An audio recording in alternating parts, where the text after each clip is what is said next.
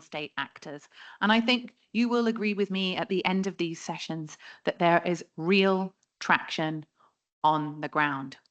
So how is today's event going to be structured? First of all, we're going to have two parts of a panel on innovation and partnership in finance for the energy transition, particularly focusing on renewables. That is our way of showing progress on ×3. Then we're going to pivot to the other critical part of the equation, progress on energy efficiency. And there, UNEP will help us to have an interactive panel on progress being made on efficiency and cooling. Then we are going to have a call to action segment, a segment where some of the groups that you've seen around the COP bring to us this spirit of further ambition and calling all of us into the next wave of action that is needed. Finally, we will hear from the high-level champions themselves who will conclude this session. So without further ado, I would like to welcome to the stage our speakers for the first panel on innovations and partnerships in investing in renewables. We have Ms. Hajar Kamlici, who is the North Africa Director of the Pooled Fund for International Energy, Ms. Maria Neto, who is the CEO of the Institute for Climate and Society in Brazil. And I just want everyone to think about those words, the Institute for Climate and Society, because I think it's one of the most beautifully named organizations that we have. And finally, on this panel, we have Ms. Rana Adib. I don't know if she's here. Hello, Rana. Welcome, welcome. We have Rana Adib, who is the Executive Director of REN21, and Mr. Syed Hussein Qadri, who is the Director for Resilience and Climate Action at the Islamic Development Bank. Welcome. So all of you represent different elements of and embody the vision of the Marrakech Partnership, non-state actors playing a critical role in the energy transition. I would like to ask you in turn to give your high-level perspectives on the challenges and opportunities of advancing the energy transition and your own particular take on where innovation is happening in finance in emerging markets. So it's over to you. I hope the audience is sufficiently engaged. We're going to have a chance at the end to meet with some of the panelists and a group photo, but we aren't having Q&A. We're having more of an interactive sofa-style discussion. So, Hajar, may I pass to you? The mic should come on automatically.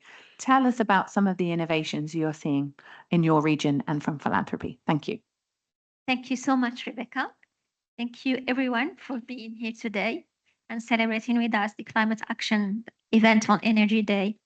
So, as a climate philanthropy, we strategically allocate resources, expertise, and networks to address the global climate crisis.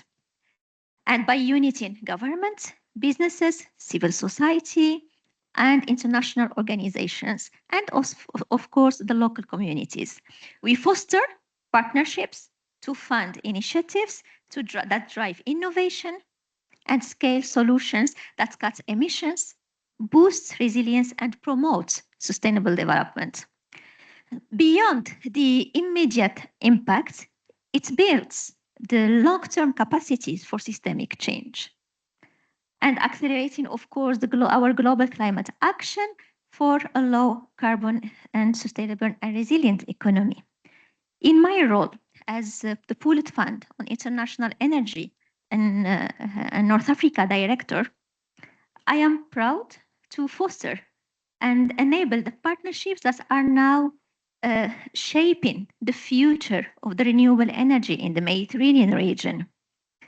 We would love to share some progress that we made through the initiative called the TerraMed. So this ambitious project aims to install 1 terawatt of renewable energy capacity towards 2030. And while we know this endeavor, it seems daunting, but it's essential to create for creating a really a just, sustainable energy future for such a difficult and suffering region.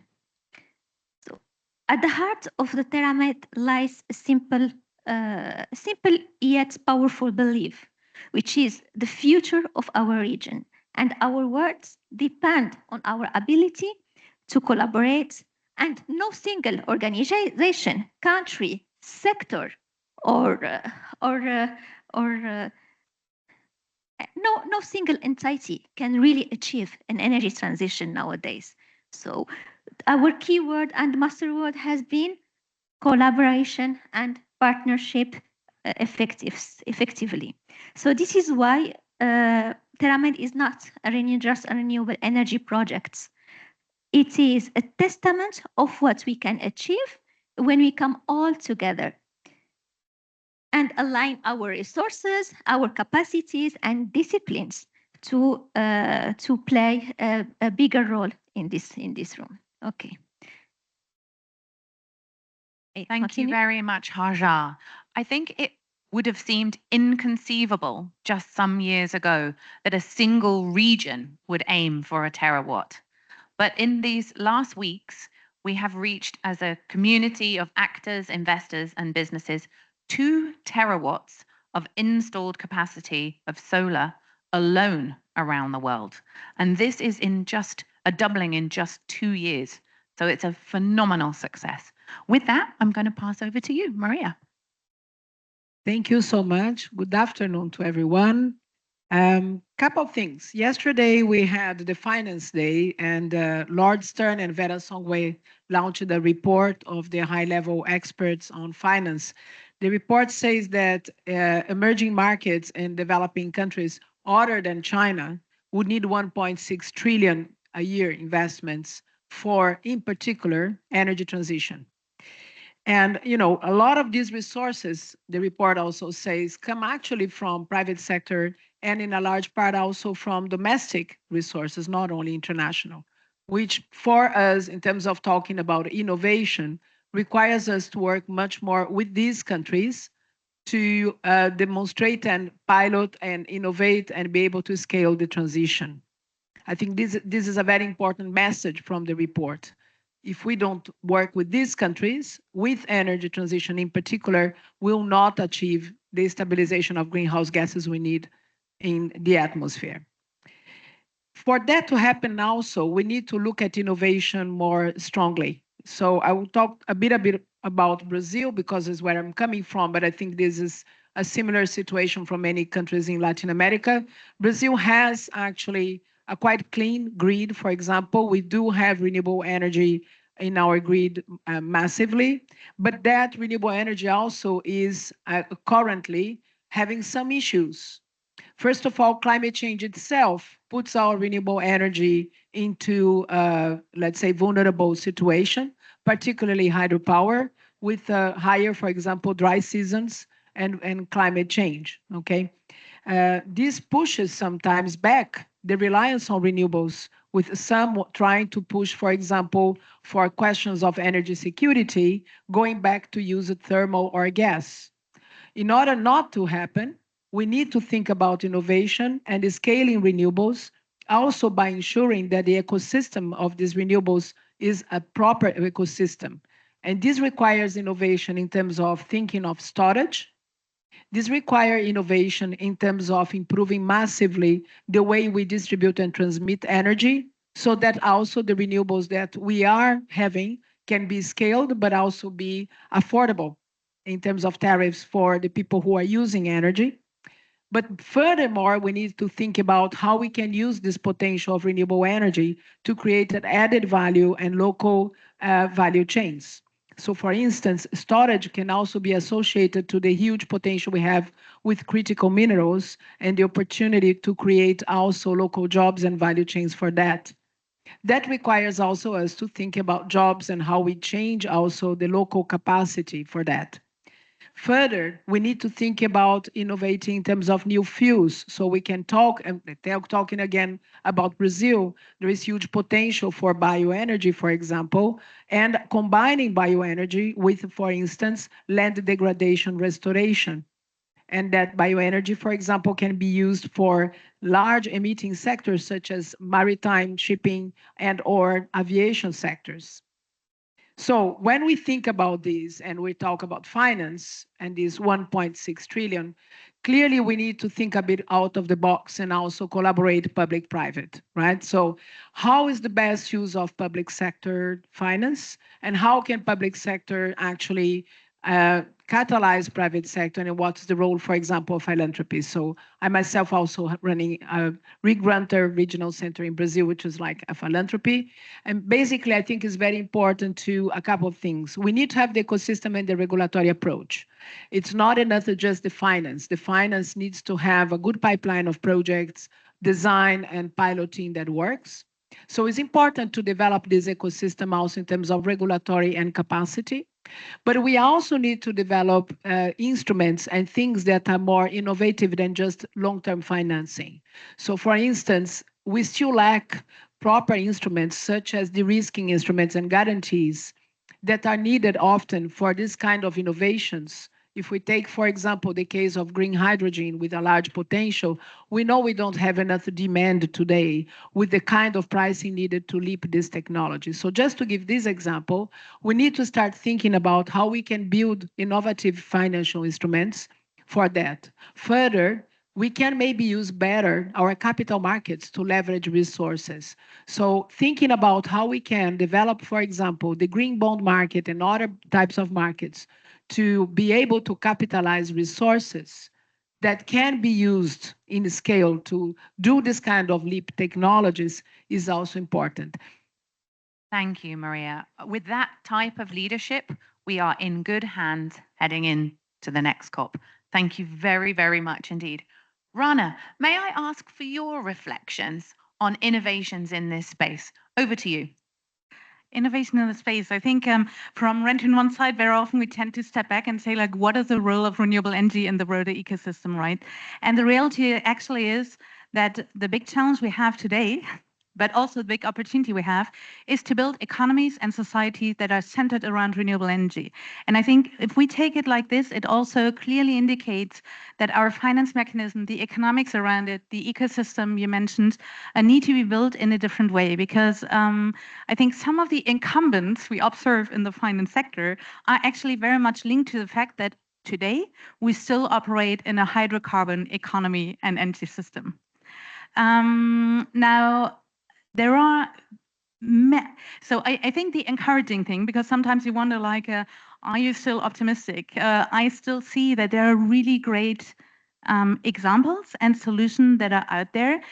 Why are they great? Because they show that renewable energy makes economic sense. And sometimes it's a cost question. So I take one example here, which is more a global number.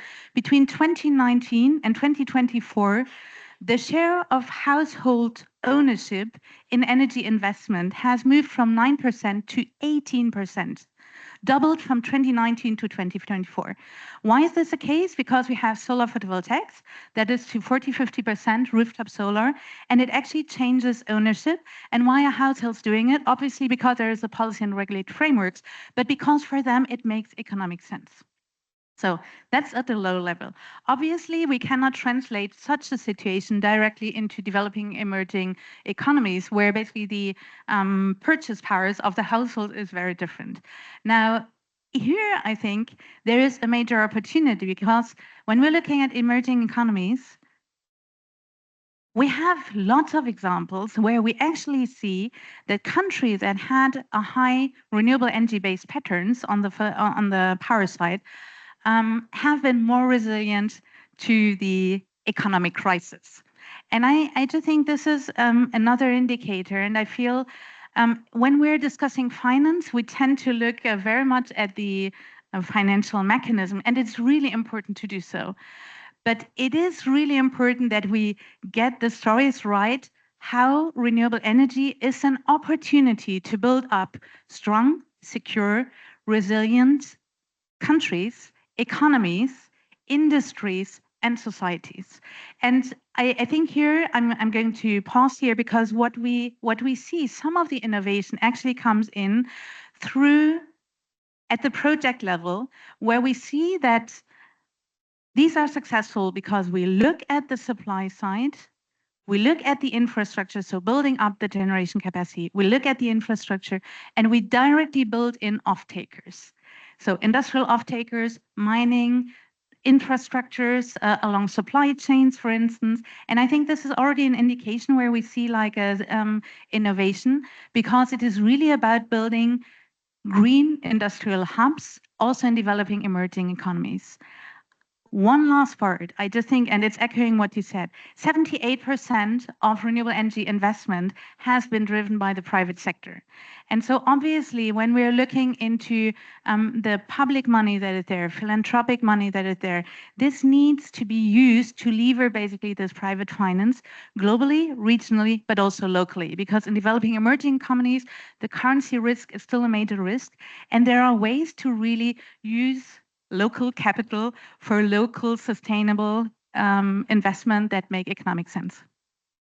Thank you, Rana. That's an invisible S-curve, that number, the 18% of household investment, not an S-curve being tracked by normal indicators, but another sign of change. And I think we should all be looking for those invisible S-curves in the energy transition. So over to you at the Islamic Development Bank. Where do you see innovation happening in this space?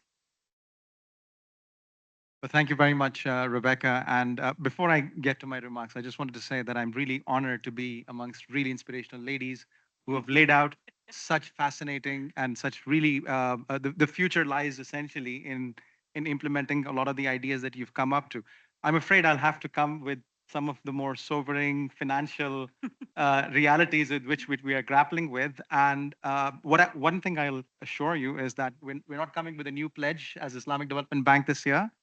We've made plenty of pledges in COP28 on just energy transition.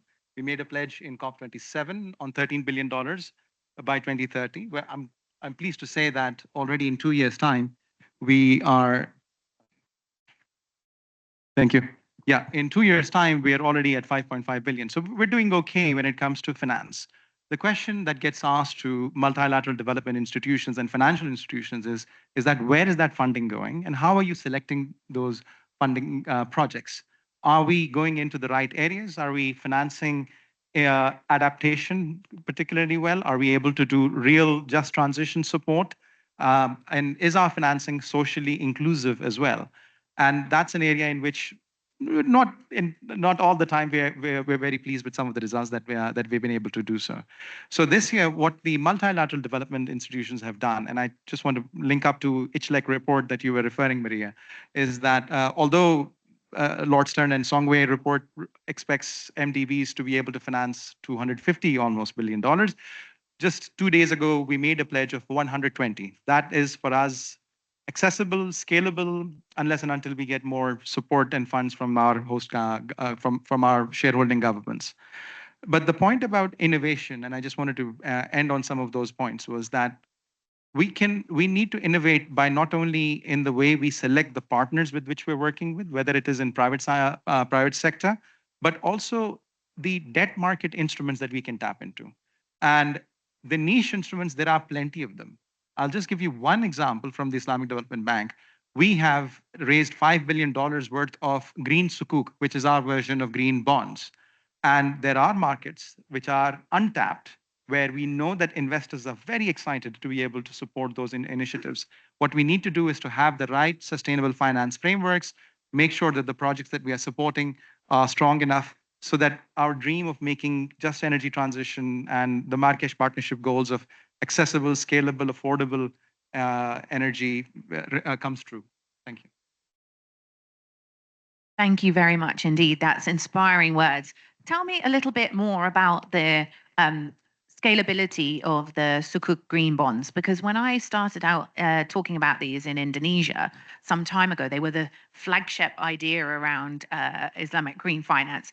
Could you just give us a little bit of a case study of maybe one that's working really well? Sure, very happy to get into that. So the first time we started doing this in 2019, 2020, we were not entirely sure what's going to be. And our treasury teams came back and said that, okay, why don't you price it at X, of mid swap rate? We weren't sure what would be the appetite. But when we realized that investors are actually hungry for something which also satisfies a lot of their CSR objectives, a lot of their sustainable finance goals that a lot of the general public is forcing them, we realize that, hang on, there's an untapped market there. So over the next 4 years, we were able to do 5 billion. And then in the next, within the next 6-7 months, we are able to do more. So we're not coming up with just green sukuk, we're coming up with sustainability sukuk, potentially a girls' impact bond sukuks as well in the very future. So we feel that there is an appetite. We just need to set up the right kind of projects, report on them very clearly. So the outcome metrics, the results of our financing is extremely important. So before the general public requires, the investors are very, very smart and savvy. They want to know where has the funding that they have generated, where is it going? So there's innovation there. Thank you very much indeed. I'm so thrilled that ideas that we have all been having a long time ago are actually starting to become real, starting to be measured, and then starting to be shared elsewhere around the world. This really is the transition in practice. Ladies and gentlemen, please applaud our speakers, and we're going to move to the second part of this panel. Thank you very, very much indeed. I'm going to go up to the...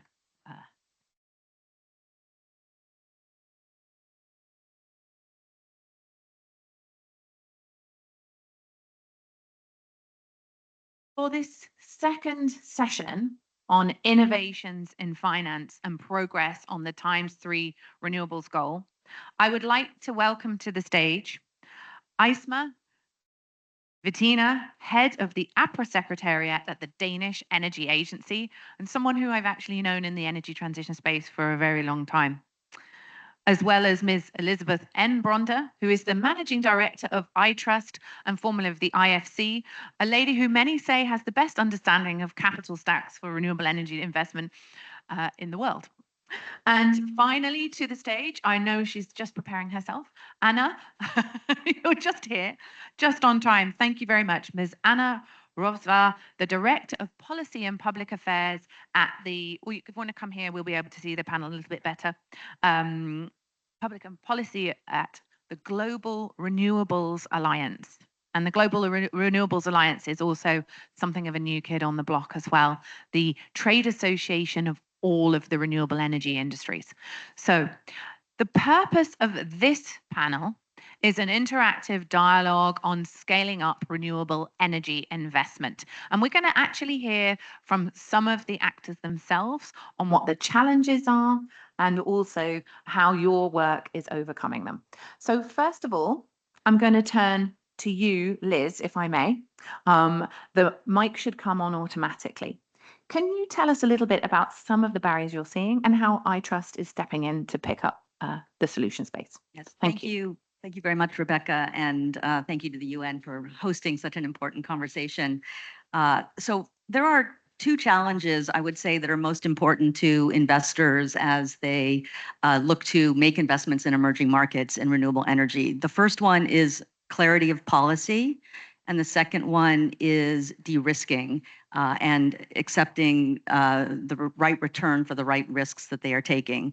And to illustrate how those two needs of policy clarity and de-risking can be put in place, I'd like to offer a success story and a solution that we're proposing. So the success story is Argentina in 2015, a country that practically had no renewable energy, that was importing fossil fuels despite having very large reserves themselves of oil and gas. And nevertheless, the government came together in a whole of government approach and said, we would like to replace that imported fuel with renewable energy in our country, and launched a very ambitious renewable energy program called Renovar. And it brought in over 8 gigawatts of electricity and $11 billion of investment into Argentina at a tricky time in the country's financial history. And there were two aspects of the success. One was really looking at the regulatory framework and clarifying how the auction was going to be designed and what the responsibilities were of the government and other parties, as well as providing de-risking, which was done in a liquidity facility to guarantee the payments of the off-taker, as well as in an optional termination guarantee that was offered by the World Bank. So those two elements were put in place. And so the solution that we're bringing, first of all, RELP is founded by the architects of Renovar, who were in the Ministry of Energy in Argentina at the time, and are now advising governments on how to structure renewable energy auctions and improve their regulatory framework. And are working in Jamaica, Barbados, Pakistan, just to name a few countries. And we are launching a guarantee fund, I Trust, that is also seeking to guarantee payment risk of either state-owned utility off-takers, as was the case in Renovar, or potentially for market risk in merchant markets. And this assurance of revenue streams is what is critically important to financial institutions that provide project finance.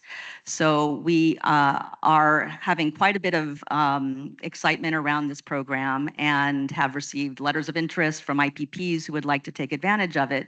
So we feel that this is a good balance to offer in a comprehensive approach. And I would also just like to say that RELP is actually generously funded by philanthropy to be able to offer its advice to governments for free and to set up the iTrust fund. And the investors in the fund are both impact investors as well as DFIs. Thank you. Thank you. That really is an innovation. I mean, it's a phenomenal innovation to have philanthropy working with the banking sector in that way, and it's wonderful to hear. I'm now going to turn to Aisma. Tell us a little bit about APRA and the work that you've been doing, how it's been fostering innovation and partnership. The mic should come on automatically, and tell me if it doesn't work. Yes, good afternoon, everyone, and very nice to see you again, Rebecca. It's indeed been a while. So I'll start out by demystifying yet another abbreviation. So APRA stands for Accelerated Partnership for Renewables in Africa. It stands out because it is an African-led and African-born partnership. So it was, in fact, African countries with strong drive and ambitions towards decarbonization that founded APRA. So the current members include Sierra Leone, Ghana, Kenya, Ethiopia, Rwanda, and Namibia and Zimbabwe. And it also has support partners, Denmark, Germany, United Arab Emirates, IRENA, and also United States of America. Now, we as Danish Energy Agency, we are specifically on the technical assistance and capacity building part of APRA. APRA stands on 3 pillars. One is mobilizing finance, one is engaging private investors, and the last one is technical assistance. The colleagues here have given excellent examples of how we can try de-risking and providing some much needed finance to the African countries, among others. In terms of technical assistance, there are also really large needs across the spectrum. Now, what we as a global corporation and Danish Energy Agency do, we definitely try to focus on skills, on institutional capacity, on empowering the local experts take charge, and try to provide them tools and good processes, not least, so that they don't need us anymore, so that they can actually autonomously implement things. One very important thing that I can mention that would also have maybe not immediate de-risking feature, but many a financier have mentioned that we need to see a long-term strategy of the country. This is what gives us reassurance that we can go in the country, actually start developing maybe even local supply chains so that we're there to stay. So what we try to do is we work with local experts to do planning, long-term energy system planning, so that it's based on rigorous analysis, on data, on a process where local experts are consulted and are actually leading the process, so that ultimately there is both trust that this is indeed representative and true for the country, and that most importantly, there is buy-in, because without buy-in, the strategy is only worth the paper it's written on.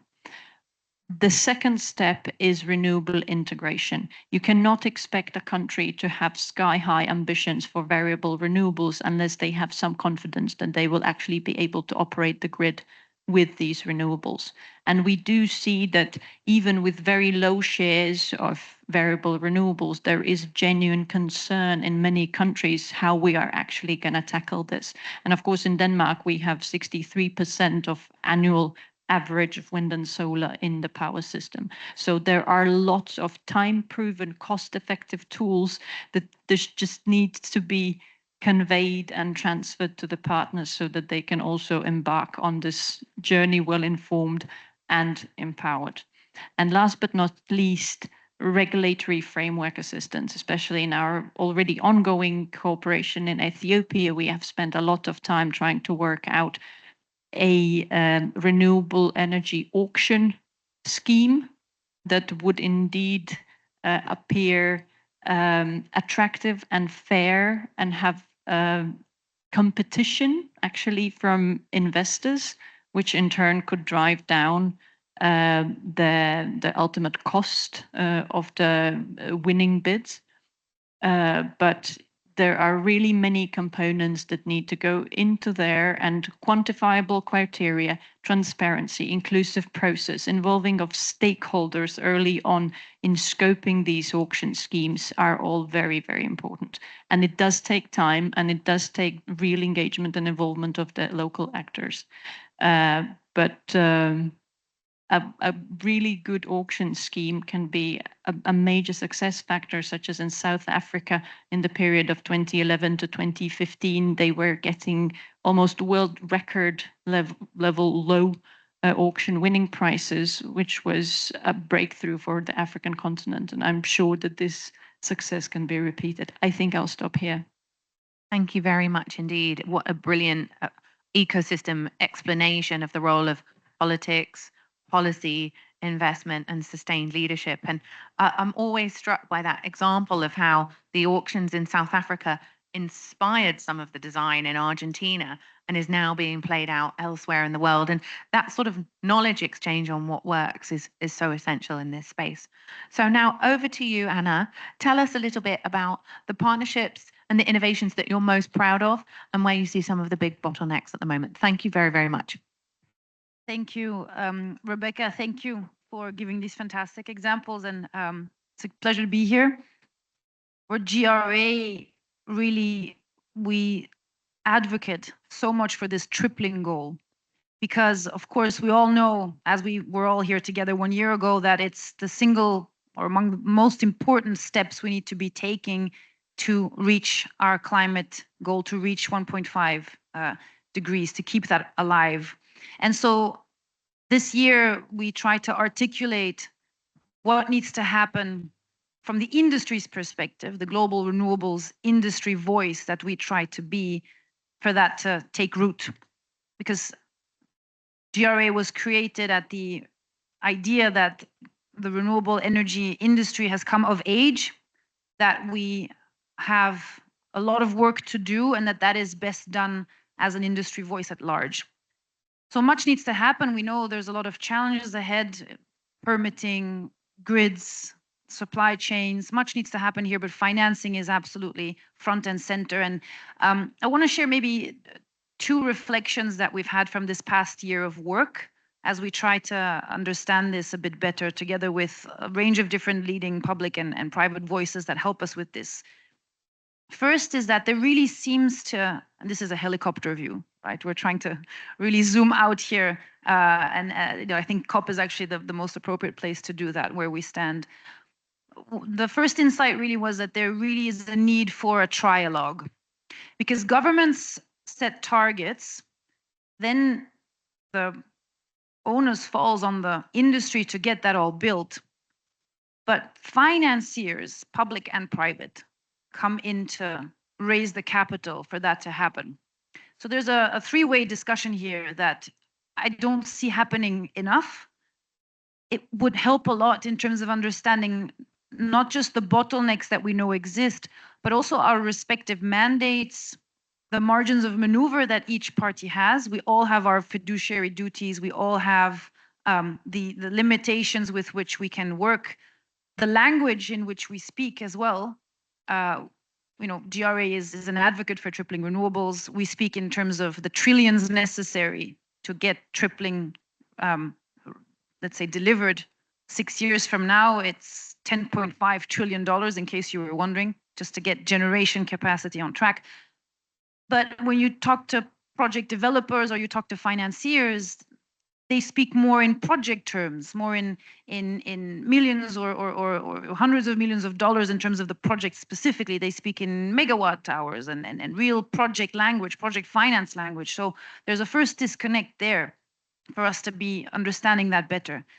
And so the second insight is that we wanted to understand that language a bit more, understand more not just how much financing we need, but what kind of financing, what kind of money needs to be raised that has fundamentally different or raises fundamentally different questions depending on which countries, regions, which technologies we're speaking of.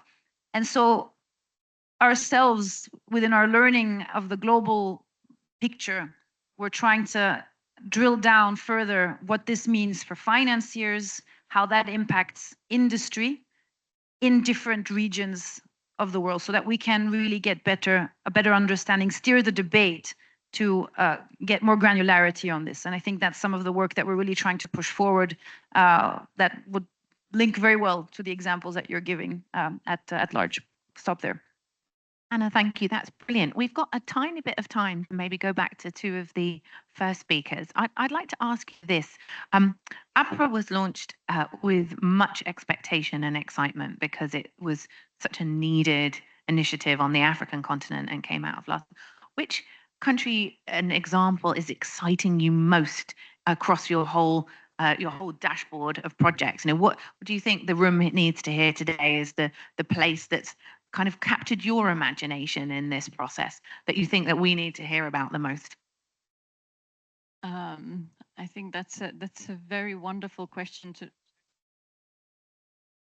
Hello?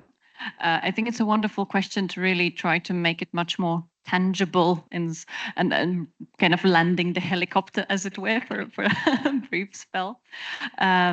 I think for me, Sierra Leone is a very, very inspiring example. It also happens to be the one where we have just launched our inaugural kind of hands-on activity. It is because it's a country that has really experienced an energy system crisis. I think it's fair to say, for example, in the distribution networks, the loss rate is 60%, 60, less than a half of all power that is generated ultimately results in revenue for the national distribution company. Now, much of it is non-technical losses, but a really large fraction is also technical losses, to some estimates up to 20%, which to any power engineers in the room should feel almost sci-fi. Now, at the same time, there is currently a terrific momentum in the country. There are inspiring leaders, both President Bio and Kande Yumkela, who are leading, he's leading the presidential initiative. There is so much support that's being mobilized. There are so many activities that might get started. And also when you talk to the stakeholders in the country, they actually have faith that we can make this happen. And I know it's going to be a silly thing to add, but it's also not a super large country. It's a country of 8.8 million people. So you actually have a real hope that you could, if you do things right, and if you collaborate across the donors and the support providers, if there is a strong leadership and strong engagement locally, that you can actually make a real difference. And we really try to be super fast and kickstart an urgent activity where we would do essential skills, both of institutional level and for the technicians doing actual work on the ground, to really try to get them out of this critical situation. Thank you. Isma, thank you very much indeed. Well, I'm being told that it's time for us to wrap up this session, but I want us to reflect from that helicopter goal of tripling renewables to a terawatt in the Mediterranean through sophisticated financial mechanisms such as those in Green Sukuk and in iTrust, to the incredible opportunity to reduce technical losses that you've described on the ground in Sierra Leone. This, ladies and gentlemen, is really the complexity of what we are navigating, all of us, on an everyday basis as we aim to triple renewables. So I'd like to shake the hands of my panelists and for you to give them a warm applause for this, the first section of this panel. Thank you very much indeed. Thank you.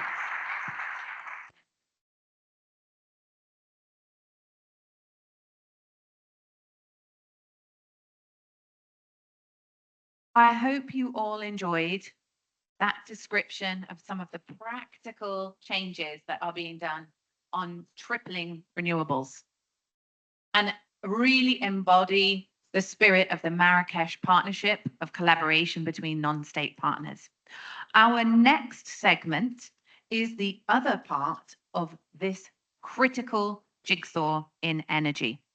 It is the section on cities and leading the way in sustainable cooling. And that's because if we cannot also address efficiency and cooling, all of the wonderful work we do on renewables will not be matched by reductions in energy use or will be blown out of the water as people face extreme heat.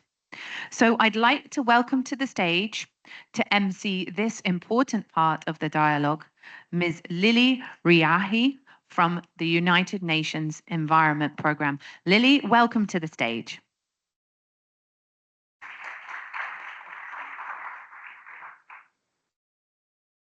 Thank you so much.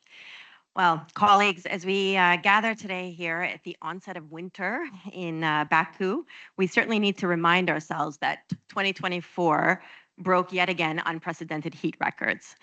And if there is one thing that unites all of us, it is that we're all increasingly feeling the heat. And behind these record-breaking numbers are real human lives at stake: mortality, health, infrastructure, services, economies, and all development indicators. So we have to scale up cooling to protect people, food, vaccines, economies. And the demand is growing fast. But as we just heard, this demand is straining electricity grids and undermining the energy transition. I don't know how many people know, but cooling is the second largest driver of electricity demand after industry, according to the IEA. And today, according to the most recent report from UNEP, 20% of electricity globally is being used for cooling. So the trends are clear. Without strong policy action, demand for cooling is set to triple by 2050. And this makes cooling a big energy issue and a big climate issue. And it makes it a growing energy issue and a growing climate issue. But luckily, solutions exist. And that is what we're here to discuss in this panel today. So I'd like to call on stage first with us Dr. Danya Foliyinka, Chief Resilience Officer from the city of Lagos in Nigeria. Moza Anomi, Director from the United Arab Emirates Ministry of Energy and Infrastructure.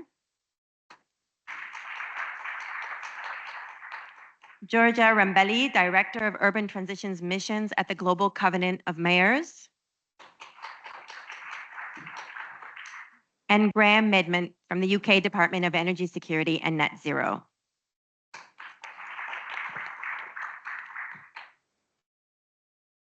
Great, so maybe I can start with you, Moza. At COP28, we saw the landmark Global Cooling Pledge launched by the COP28 presidency, along with over 70 countries and more than 60 non-state actors. So you're certainly a pioneer globally in driving the sustainable cooling transition. Can you tell us a little bit more about how you're also leading on this in the UAE? Yes, of course. Thank you, Lily. Thank you, everyone, for having us today here. It's a pleasure. Actually, in UAE, we give a big interest into energy efficiency. So 2 years ago, we launched the National Demand Side Management, which is focus on the top consumed sectors in UAE, including building, transportation, and agriculture, and also industry.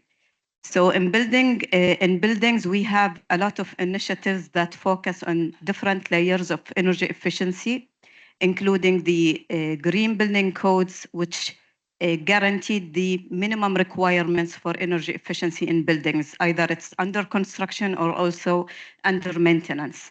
And also the standardization of the equipments to manage the energy efficiency. And there is a specific program for efficient cooling system. So this program actually focus on both technology, operation and maintenance, and also the targets for the building energy efficiency. And one of the key factors or the key topics we are focusing on is the district cooling. So we are trying to manage it with the private sector, the federal, local authorities across UAE with partnership of the private sector. As you all know that UAE is a hot country, so the AC is a top priority here in UAE. So the demand for buildings is almost 60% for AC, the electricity required for buildings. That's why we are focusing on this initiative. We are targeting to reduce almost 19% of the energy used in buildings by 2050 as part of this program, the national program, to support the energy transition in general in UAE. So we are not only working with the government and the private sector, this also come with the awareness program to the different community. In general, to be honest, the government cannot cover everything. Without the engagement from the community, we cannot reach the sustainability concept of awareness in general. So this is a brief what we are doing in UAE to manage the energy efficiency in buildings in general. Thank you, Lily. Thank you so much, Moza.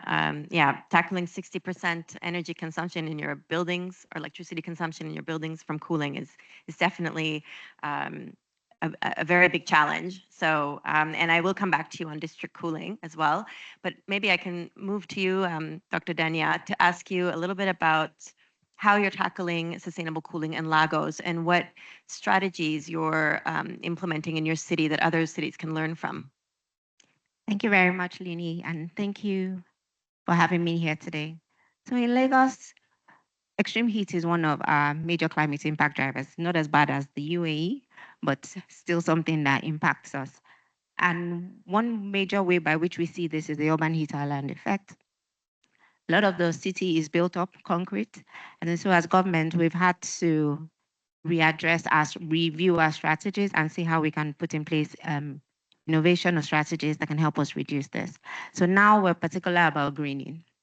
So now we began to resuscitate our green areas, and we're very intentional now about implementing our operative physical development plans, some of which were not being followed strictly in the past, but now we're very particular about greenery. Now we're very particular about resuscitating the recreational centers. We're planting trees all across the state. In fact, now we've made it a crime to cut down a tree. You will be fined for doing that. So you need to seek permission from government to be able to cut down a tree. And this is so that people can come out of their houses and have wet, cool shades, as in to stay outside. It might not seem like it's a big deal, but for us in a city where energy prices are very, very high, and it costs about 15 cents, approximately 15 cents per kilowatt hour. It might not seem like a lot, but this is a city where a country where more than 65% of the population lives on less than $1 a day. So if we're looking at people paying 15 cents per kilowatt hour, that's a lot of money. At the end of the year, if we're looking at 20 kilowatts 20 kilowatt hours per day, we're looking at over $1,000 on less than $1 a day. So it's something that actually impacts household finances. We're also being intentional about reviewing our building codes for energy efficiency because we believe passive cooling is the way to go. So we're looking at insulations, lighting, how do we maximize the rooftop solar potential for the city? We're also considering reflective surfaces to see if we can reduce or reflect the sunlight from the buildings. We're considering cool pavements and so every little thing that we can actually do to reduce the impact of the heat on the populace is something that we're actually looking at. It might not seem like a lot, but to us it is a lot because every little counts. We're putting in place bus shelters, as in so people have a place to go into because of the sun and the likes. And we believe that this is something that would impact us greatly as a state. And also, on the other hand, as in we're seeing energy efficiency come on board, but a lot of it is not being driven by climate change impact, but actually, as I said, the cost of electricity. So we have people that actually looking out now intentionally for energy efficient appliances. So whether it's air conditioners and the likes, in a way that ensures that the electricity bills don't go up. And so that is being forced. And also, even renewable energy is becoming the in thing now, because it's cheaper to generate your electricity off the grid than to actually have electricity from the grid. So whether we like it or not, that transition is happening with a push from government and also a push from individuals themselves. Thank you.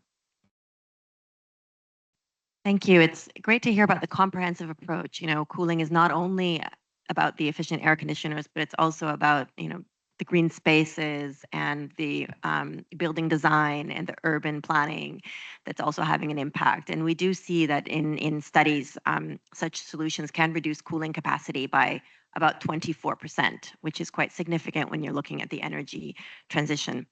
Maybe I can move to you, Georgia. If, in your experience working with so many cities as at the Global Covenant of Mayors, do you see this coming out as a priority, cooling, and how can we work as a community to support cities to do similar actions like we've heard from Dania in Lagos, for example?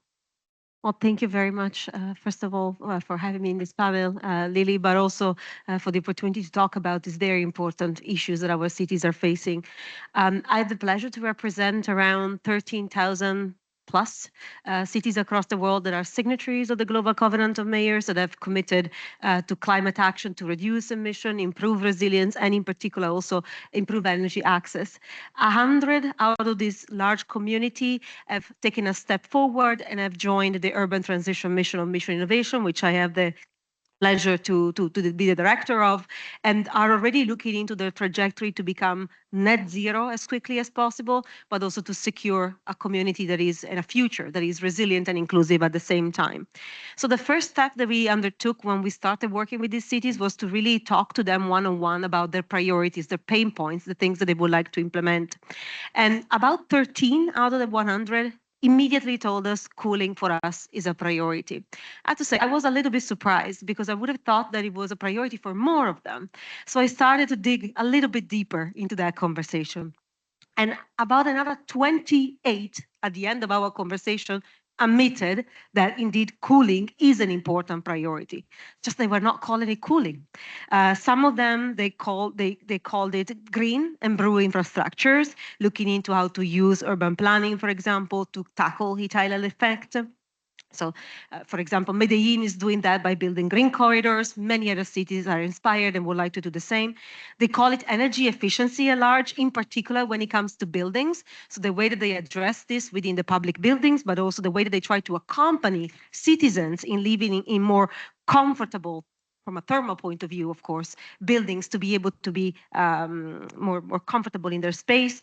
They call it the resilience of the energy grid or of the energy system and of the energy infrastructure.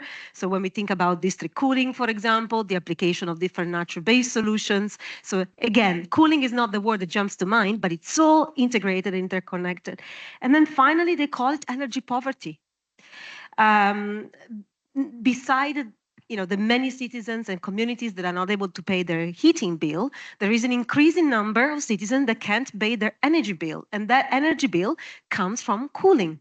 And we have entire part of communities, especially the most vulnerable one, that literally either can't pay their bill or they can't afford to have mechanical cooling in their house, exacerbating drastically the differences, in the level of quality of life for these people. So the issues that we heard the most that our cities are facing are really around understanding better how to do integrated planning from an urban perspective. So not only in terms of how do you deal with all the different sectors, but how do you make your own administration even understand that it's important to ask that question. How do we bring together the infrastructure department with the waste management department, with the urban planning department, and kind of come up with a holistic plan, keeping into account heat comfort as an important issue. Access to data is a big challenge. From how do I understand and have a realistic map of where I should plant my trees, for example, to have a tree corridor, for example, where I can put my bus passing by my station hubs, so the people that are waiting, elderly that are waiting for the bus to go to the hospital, for example, they are not in the scorching sun. But also an issue around, for example, financing. That's another important challenge they still face. And this has to do with the massive investment that we know that, of course, needs to be undertaken to guarantee these transitions, but also very much with the fact that there is still a lot to be learned about de-risking this investment by working together with the private sector in particular. So there are a lot of challenges that are across the board, but there are some concrete things that can be done in practice. So going to the second part of your question, the first one necessary will be the alignment, the strengthening the alignment between local action, look at potential contributions, so city, subnational contribution to the national thermic contribution, but also alignment with the national cooling action plans, where they exist. That will be essential to make sure that we can leverage and scale as much as possible this solution, and build capacity. This is also very much where we work to try to help our cities to understand how to do energy planning that is integrated with the renewable energy ambition, with a cooling strategy, with a transport strategy, and really also unlock some good examples of regulatory measures that can help drive this planning, open markets where they were not there before, and increase, of course, the scale of uptake of this solution to make sure that they also lower the cost, because we want solutions that are also affordable. The last thing that I want to mention is how not only this capacity building is helping and accompanying the cities in understanding better the structure, but also how it is important to share about the technologies that are existing. We have a lot of technologies there and solutions. We have a lot of innovation that we could leverage, but very often it might just not be so clear and apparent to some of our communities that they exist. So understanding not only that, but also how to do proper public procurement of this solution is essential. And this is where an important initiative, you spoke about the cooling pledge a few minutes ago, the subnational part of that cooling pledge, which counts almost a growing number of cities going up to 20 very soon across the world, incorporates 3 different key commitments that our cities are taking.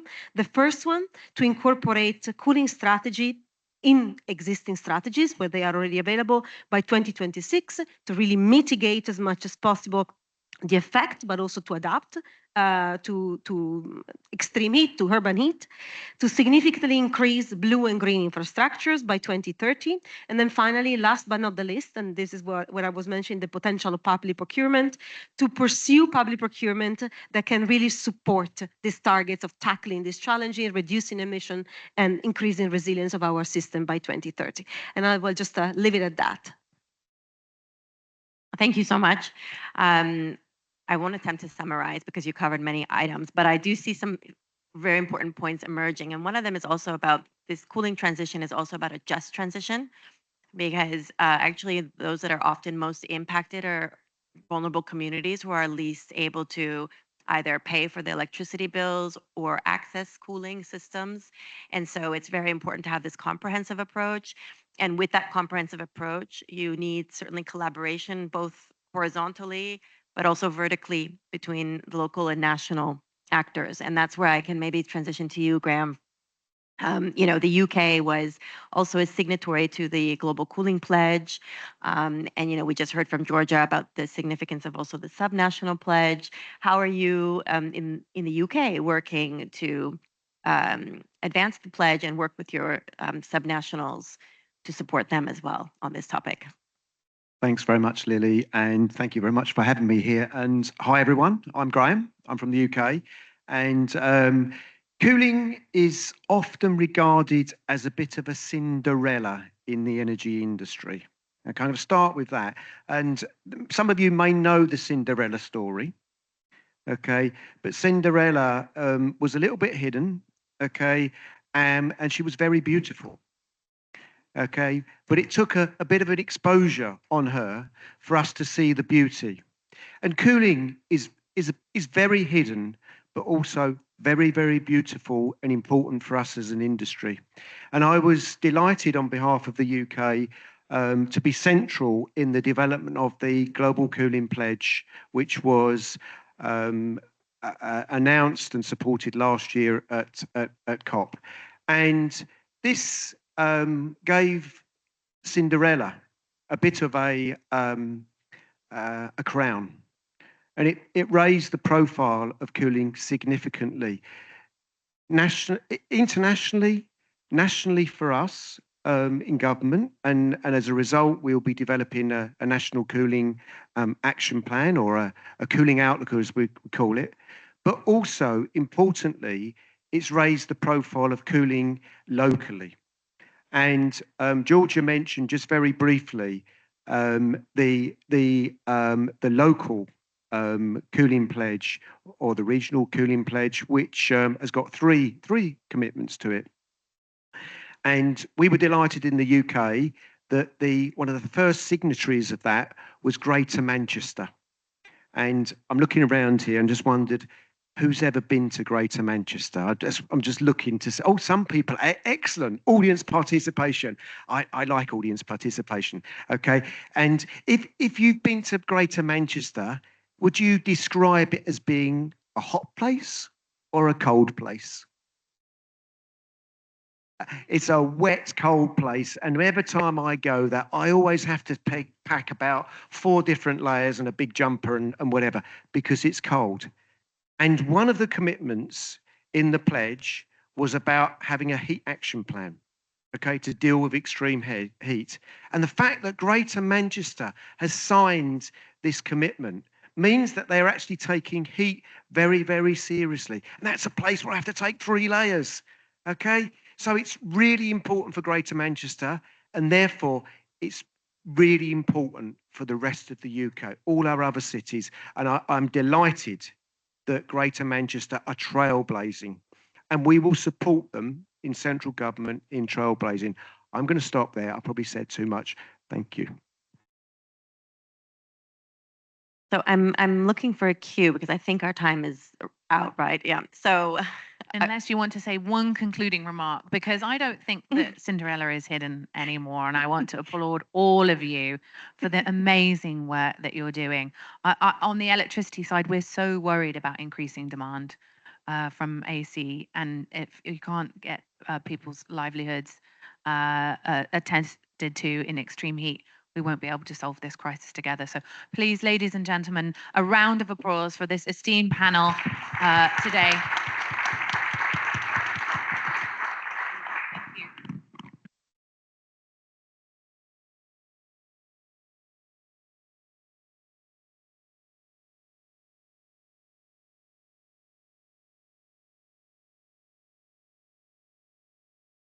And finally, the action session. Today, on this stage, we've heard from experts, innovators, and financiers, and from cities at the front line of the global heating crisis. It is with great pleasure that we now turn to the call to action stage. This is the final part of our session. And we have 3 wonderful speakers who are going to tell us all about their work and their call to action. And when I find the paper, I will have the names absolutely beautifully done. 1 second. I will start by introducing the one whose name that I know absolutely off by heart. Ms. Gloria Alvarenga, who is the Director of Integration at OLADE. Gloria, welcome to the stage. And then we have Mr. Rashid Ali Abdallah, who is the Executive Director of AFREC, and also Julia Skorupska, who is the head of the Secretariat of the Powering Past Coal Alliance. You have a few moments each to share your call to action at today's stand, and I'm not sure if you want to use the mic or if you want to use the building. I have my notes here.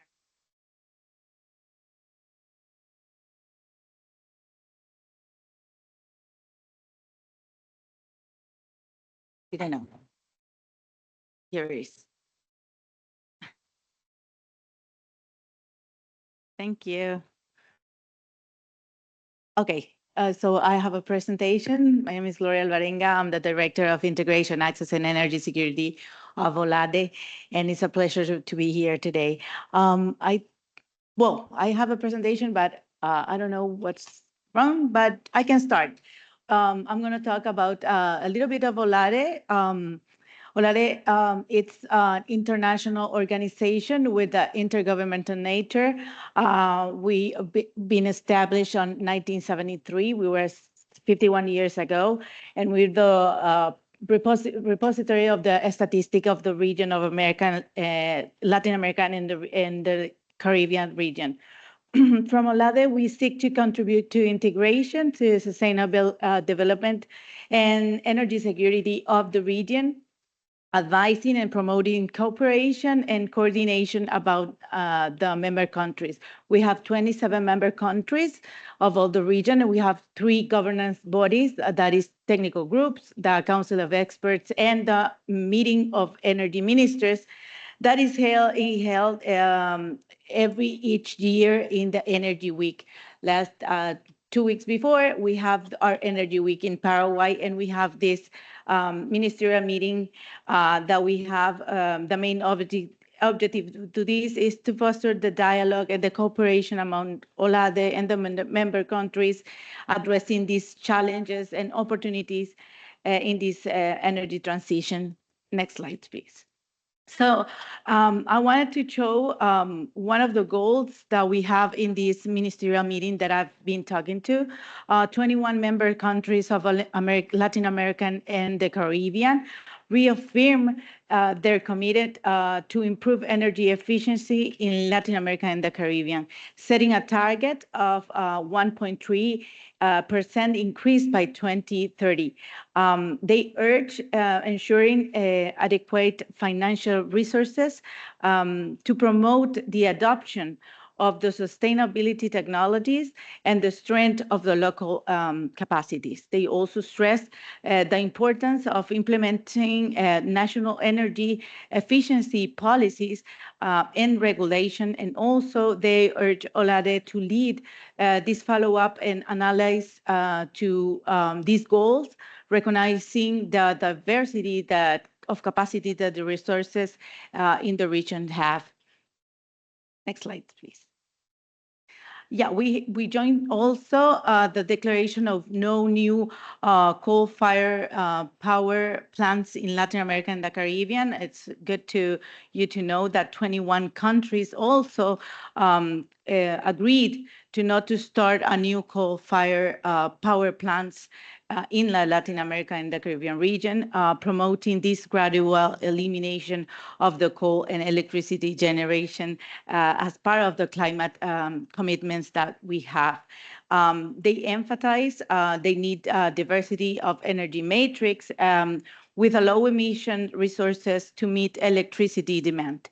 And they can also call OLADE as a coordinator of this declaration, and we will have sharing the best practices and decarbonization, supporting the national strategies of our member countries.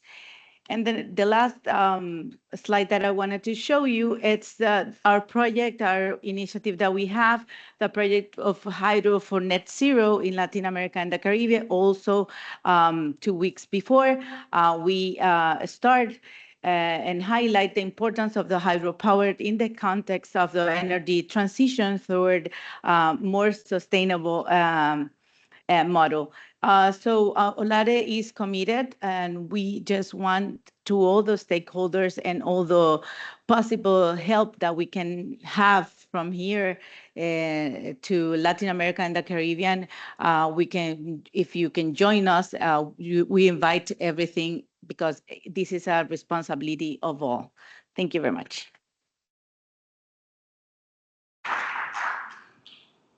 Thank you so much indeed. It's wonderful to see the efficiency and power sector side so tightly tied together. And now I welcome Mr. Rashid Ali Abdallah, who's the Executive Director of AFREC. Over to you. Thank you very much. Really, I'm very happy to address you. And today is also a very important day because we are launching the African Energy Efficiency Program this morning in Africa Pavilion.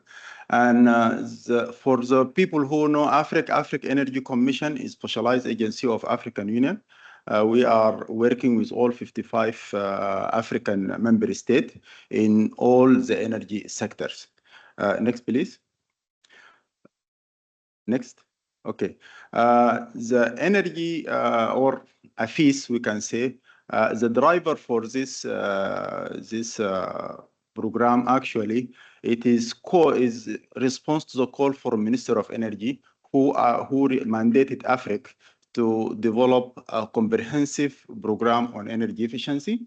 And really also its emphasis also is very clear in SDG 7, where call for energy efficiency, and also in the last COP, where they call for all the global call to go for double energy efficiency. Next, please. So what's the energy efficiency target for us? We are developing a strategy, and this strategy comes with the action plan and the roadmap to be developed. For Africa, Minister of Energy, they committed to go for 50% increase in energy productivity by 2050 and 70% increase in productivity by 2063. Why 2063? Because this one of the Agenda 2063 and the energy have a major role in social development of Africa. And why we use this the issue of productivity? Because we feel that in Africa, we are going to double our capacity by 2050. We need to increase our generation, but also in the same time, we need to increase our productivity. That means for each unit for energy we use, we need to double the productivity. Next, please. Next. So our program is concentrated in 6 sectors. Not only one sector, because most of the narrative talking about energy efficiency in electricity. But for us, since we are talking about productivity, we are targeting about industrial sector, transport sectors, agriculture, appliance, electricity, and building. And in each sectors, we have very detailed target, very detailed activity, very detailed action plan that we need to do. And from AFREC side, as specialized agency, we are going to work with all African member states to make this target and make this action plan reality. Next, please. So this building block of AFIS, including capacity building, we are going to do baseline data processing, institutional setup, regional coordination, awareness and labeling, and also standardizing and energy benchmarking. Next, please. So we did, for the last 2 years, we did saving assessment for all African countries and 5 regions. And we identify just for 6 appliances, air conditioner, electricity, and air appliance, lighting, motors, air conditioning. And we see how the saving Africa can gain by implementing appliance. by minimum emission scenario, Africa can, for all Africa, we can save 92 terawatt hours. And if we go for high emissions scenario, we can go up to 175. And this means we can reduce equivalent to 120 megaton CO2 emission, 20 billion in electricity bill saving, and also this will avoid Africa to build 80 power plant, 500 capacity. Next, please. This is the last slide. From next year, we already secure funds, about 3 million, to work with all African member states in electricity supply system. We are going to develop, or at least support member states to adopt at least 15 maps, minimum energy performance standard for appliance. We are going to publish handbook for some appliance, and also we are going to train 200 experts. We are also working on distribution losses. We are going to support 8 member state or 8 utility, how to reduce their energy losses. We are going to train 150 experts in Africa, and also we are going to make publish some handbook as a knowledge product for other countries to use. And also we are working in minimum monitoring and evaluation methodology, and we are supporting countries to do that. I think this is the last slide for me, and thank you very much. And I'm available if any African countries, they need to work with us, or any partner, they need to support us. You are welcome. Thank you very much. Thank you very much indeed. Julia, please, let's hear the call for action from the Powering Past Coal Alliance. Good afternoon, everyone. When the UK and Canada set up the Powering Past Coal Alliance in 2017, they had 2 really key motivations. So the first one is, obviously this is a really urgent issue. A little bit shorter. So obviously accelerating the transition from coal to clean is a really urgent issue. If the coal power plants currently in operation continue to operate as planned, they'll more than exhaust our remaining carbon budget for 1.5. But secondly, they also recognize it's a challenging transition, that communities, workers are dependent on coal for their income. Emerging economies have coal at the heart of their energy systems often, and very fast growing energy demand. And some of the coal power plants are pretty young, and it's difficult to think about how they're retired. There's a lot of capital in them which is yet to be recovered. And so they took the kind of principle of Marrakech Partnership really to heart and thought, what we need to do is we need to bring together the right stakeholders to be able to tackle these challenges together. So the Powering Past Coal Alliance brings together around 1/3 of the world's governments, financial institutions with over $12 trillion of assets under management, regional governments in really coal-dependent areas, and also some of the world's leading utilities and system operators. And this is a remarkable reservoir of expertise and experience to tackle some of the challenges. So this year, what we've been harnessing that reservoir to do is to try and tackle some of the challenges around financing the transition. Financing the transition is obviously a real challenge, particularly in emerging economies. And so we've been bringing together emerging and advanced economies, public and private finance, to try and think about how do we increase the flow of finance to coal transitions. And we've produced a report. You can scan here to see what the report says, but to kind of give you the really sort of brief highlights. So obviously we really emphasize the role of government leadership. People have been saying that all through the session this afternoon, that governments, by setting clear targets, clear plans, really mobilize investors and communities to come behind them. We talk about how we scale finance as well. So public finance needs to be scaled, but we also need to find a way to crowd in private finance. And finally, we really concentrate on how do we build the project pipeline. So yes, there's a problem of finance, but probably there's a problem at the moment that we don't have enough projects that we can work on together to accelerate the transition from coal to clean. So I want to leave you with a real call to action. So what is it that we're calling on you to be doing in response to some of this work? So first of all, we're calling on governments to take some of these actions and to make these commitments. So it was great to hear about the commitments which have been made by governments at Alade. we're calling here at this COP for all governments to take the first step and to use their new NDC to make a firm commitment not to build new coal. We're also calling on private finance. We're calling on private finance not to divest from coal industries, but instead to invest in a really just, fair transition, which is 1.5 aligned. We're calling in regulators to create the conditions where that's possible for private finance. So to be really clear in taxonomies, but where the right kind of guardrails are in place, investing in the transition counts as transition finance. And then finally, we're calling on you all to work with us to try and build that pipeline of kind of real projects for transitioning for coal to clean. And doing that, I think, has to prepare, we all have to be prepared to take some risks, show some flexibility, and be prepared to kind of work together to see what really works in this space. So join us in this journey and help to accelerate the transition from coal to clean. Wow, thank you, Julia. Thank you, Julia from the Powering Past Coal Alliance, Rashid from AFRE, and Gloria from Olade. We are honoured, and I hope we will all respond to that rousing call for action. Okay, we now have the right time to welcome to our concluding segment, and thank you so much, very much indeed. Another round of applause. Her Excellency, the high-level champion, Nihar, welcome to the stage for closing remarks. Thank you. There's a little space to get through the gap. No problem at all.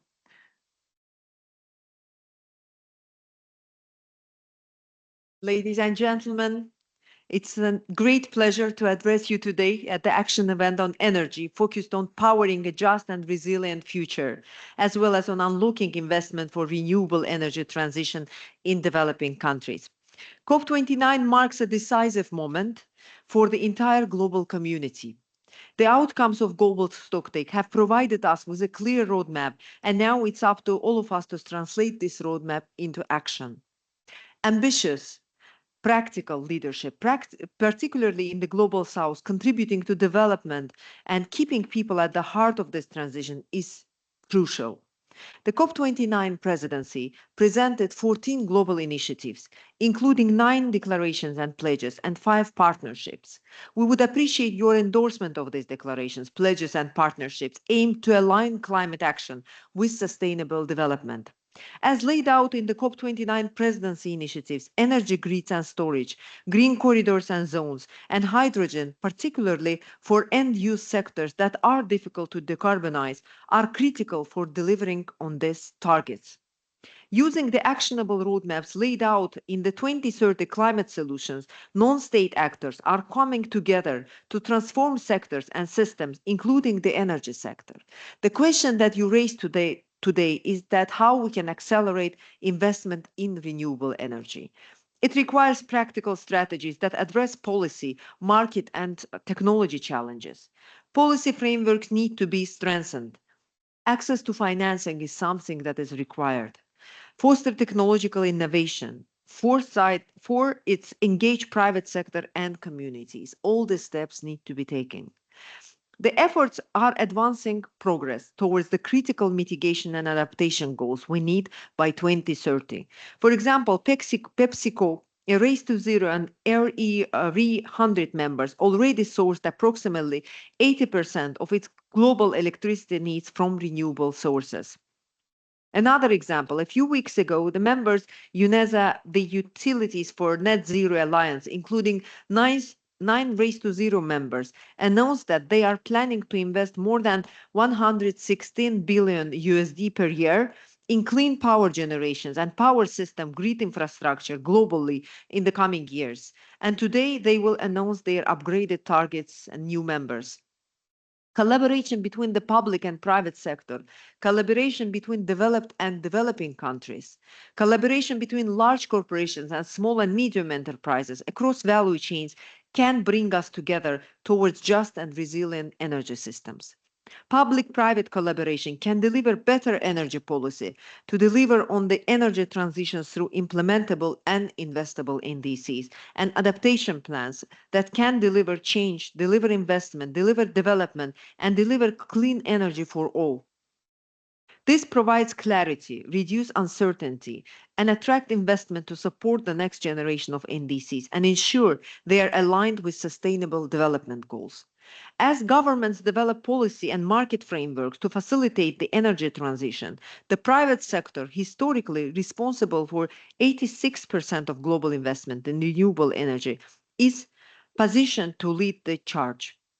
We must ensure a highway for climate finance towards investable NDCs. Governments around the world can support this through working with businesses, financiers, and subnational stakeholders to ensure the next generation of NDCs are investable real economy development strategies. I am honored to be here with you and to help you to accelerate and amplify the impact of your leadership. Thank you.